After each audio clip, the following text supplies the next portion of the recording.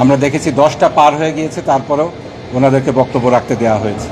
আমাদের সাথে যে এই কথা হয়েছিল, আমাদের সদস্য অনুপাতে, সংসদ সদস্য অনুপাতে আমাদেরকে কথা বলতে দেয়া হবে, আমরা লক্ষ্য করেছি সেটা গতকালকে মানা হয়নি।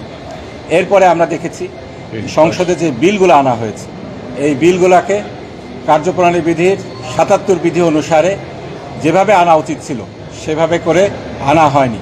প্রসিডিওরের ব্যত্যয় ঘটিয়ে আমরা দেখেছি বিলগুলোকে দিনে দিনে আনা হয়েছে।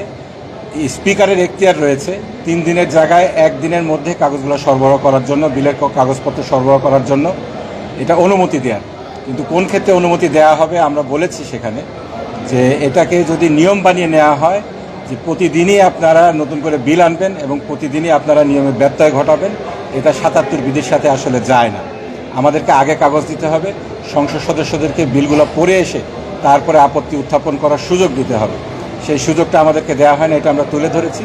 আমাদের কথাকে অগ্রাহ্য করে এই বিলগুলোকে উত্থাপন করা হয়েছে।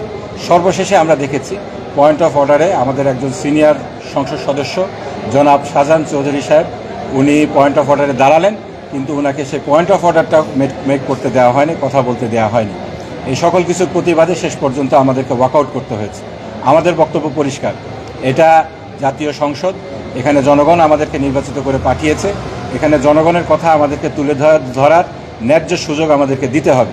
সেই সুযোগ যদি আমাদেরকে না দেওয়া হয় তাহলে এই সংসদে থাকার আমাদের কোনো মানে হয় না। আমরা আপনাদের মাধ্যমে জনগণকে জানাতে চাই, জনগণের কথা তুলে ধরার জন্য, জনগণ যে জন্য আমাদেরকে সংসদে পাঠিয়েছে সেই ভূমিকা রাখার জন্য আমরা অক্লান্ত পরিশ্রম করে যাচ্ছি। আমরা চেষ্টা করছি, এক্ষেত্রে জনগণকে আমরা পাশে পেতে চাই। আমরা সংসদের বাইরে এবং ভিতরে এই বিষয়ে সোচ্চার ভূমিকা রাখবো বলে আপনাদের সহযোগিতা কামনা করছি।